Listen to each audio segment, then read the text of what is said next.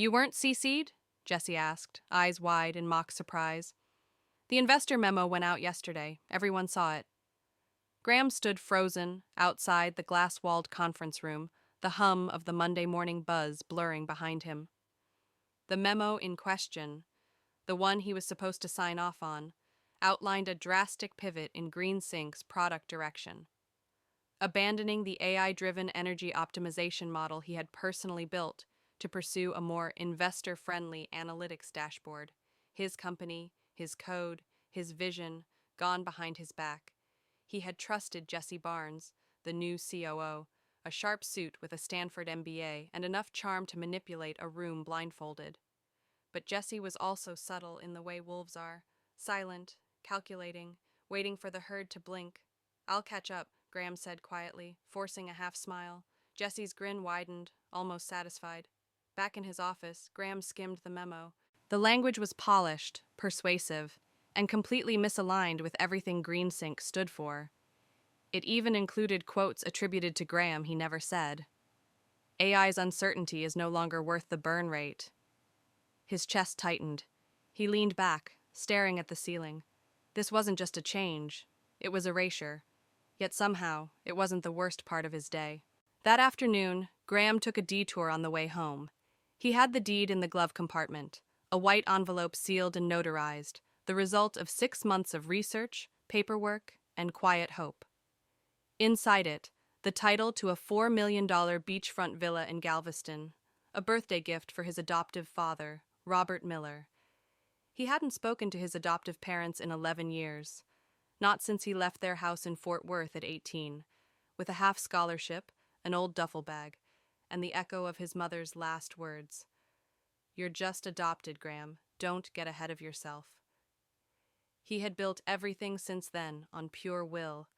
The ramen-fueled nights in a mildew-scented dorm. The coding sprints that made his vision real.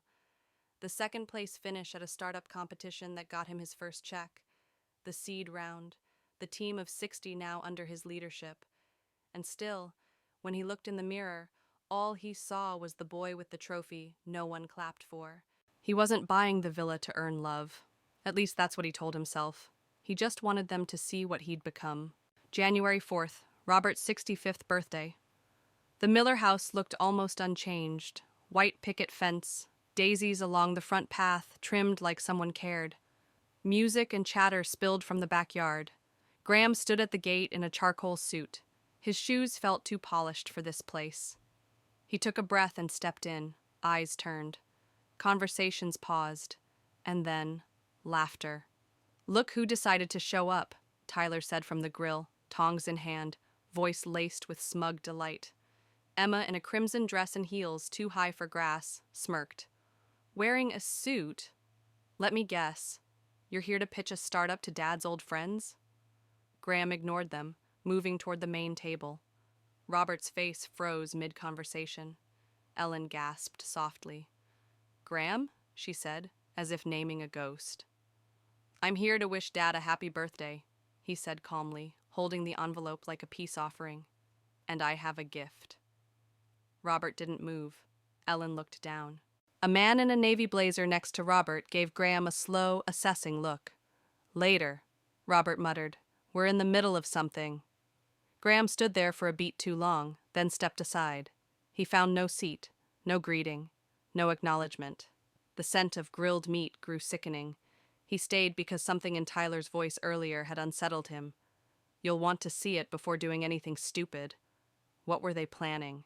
An hour later, Robert tapped his wine glass. The crowd quieted. "Thank you all for coming," he began, smiling. "Today is not just my birthday. It's also the day I make things official." He pulled out a folded document. "My will. Everything I own, this house, my accounts, my investments, will be split between Tyler and Emma, my children." A pause, and then a look, directly at Graham. "As for Graham, my adopted son, I forgot to include him." Laughter erupted, some shocked, others hesitant. Tyler clapped Emma on the back. Graham stood still. Inside his suit pocket, the villa deed pulsed like a live wire. He smiled tightly, jaw clenched. "You want a show?" You erased me once, he thought. Let's see how you handle what comes next. If you've ever been overlooked after giving everything you had, type 1. Looks like Jesse already sent out the press kit, Ava whispered, sliding her phone across the table. Graham stared at the screen. There it was, on Tech Pulse Weekly, a glossy media outlet for startups, an exclusive preview of GreenSync's upcoming product upgrade. The piece was polished, filled with jargon about data-first infrastructure and predictive grid analytics. It sounded familiar, too familiar. I didn't authorize this, Graham muttered, heart pounding. And there it was, in the footer of the article, GreenSync's new platform spearheaded by COO Jesse Barnes. No mention of him, of Carlos, of the core AI engine he had built line by line. The betrayal was no longer subtle. Jesse had gone public, repositioning himself as the face of GreenSync. This wasn't just PR, Graham said under his breath. He's making his move. Back in his office, Graham pulled up the Slack threads, the draft logs, the server activity. Every prototype file Jesse had referenced had been accessed without Graham's approval. He opened the revision history. Jesse had cloned the repository, tweaked minor interface elements, and rebranded it as GridSyn, a name never discussed. A knock on the door. It was Carlos. You saw it? Yeah, Graham replied flatly. Carlos stepped inside, closing the door behind him. He's positioning himself, with the investors. They've been meeting without you. Silence settled. Heavy. I thought we had control, Graham said, that our work spoke for itself. Carlos hesitated. It did, until someone louder took the mic. Graham turned to the whiteboard, the same one they had scribbled on in their shared dorm room years ago. You know what Jesse's right about? He said. Investors don't care about the code. They care about the narrative, and he's rewriting ours. Carlos frowned. What are you going to do? I'm not sure yet, Graham said, voice low, but I'm not letting him bury me. That night he couldn't sleep.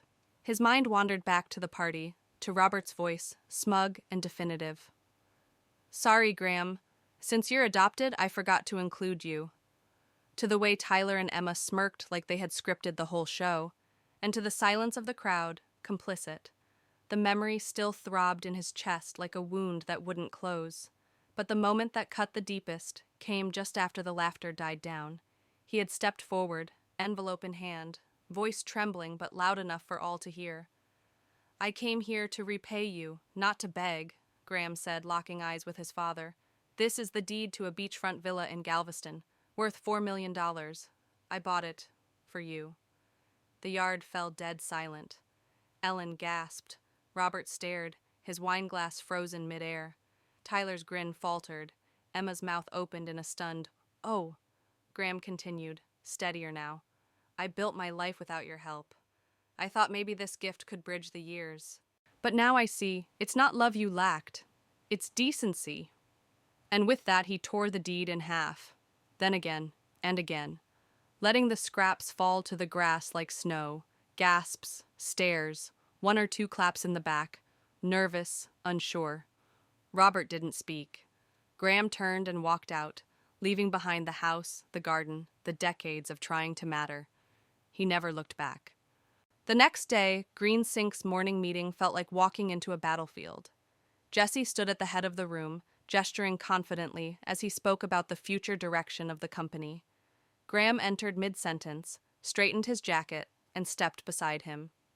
Before we continue, Graham said calmly, let's clarify something. Jesse turned. Sure, Graham. You forgot one thing in that press kit, he said, voice sharp but composed. The origin of the product. Graham, this isn't the time. No, Graham cut in. This is exactly the time. He held up a printout of the system logs. Highlighted, Jesse's access times, unauthorized cloning, time-stamped downloads. The room went still. I built what you're selling, Graham said. You can paint over my name, but the foundation still carries my fingerprints. He looked Jesse square in the eye. Try to bury me again, and I'll dig everything back up in front of the board. Jesse paled. The room didn't clap. The room, it just watched. But Graham could feel the power shift. and this time he wasn't going anywhere. If you've ever been erased by someone louder, but never smarter, type 2. We're moving forward with Jesse's vision, the board chair said. The votes are in. Graham sat at the polished oak table, flanked by faces that used to cheer him on. The meeting room smelled like cold coffee and silent betrayal. Jesse sat across from him, arms folded, wearing that same thin-lipped smirk he wore the day the press release went live. The numbers speak for themselves, Jesse added. Investors are responding better to a clearer roadmap. Graham's legacy, of course, is the foundation, but we need leadership that's forward-focused. Legacy. The word landed like a slap. Graham inhaled sharply. You mean leadership that doesn't make you feel small? Jesse blinked, but said nothing. The board moved to the next item. Graham didn't storm out. He stood, buttoned his jacket, and said quietly, "You'll hear from me," then walked out without waiting for permission. The next day, he sat in his office, his real one, at the charity he'd built himself, Bright Path. Stacks of scholarship applications lined the desk. On the wall, a photo of him shaking hands with a senator who'd praised his community work. On the windowsill, a hand-drawn thank you card from a 12-year-old named Miguel. Graham opened his laptop and drafted a post. They erased me once from a family. They tried again in my company. But no one can erase what's built from truth. He clicked post. The response exploded.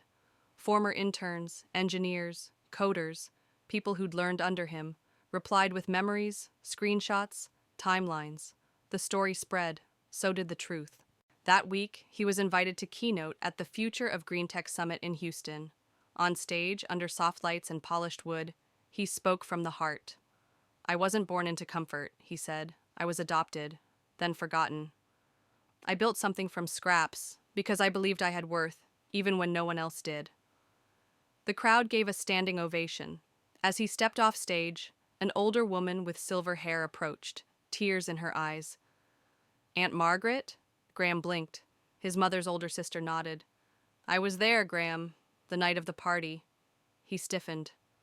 Margaret took his hand. After you left, it was silent.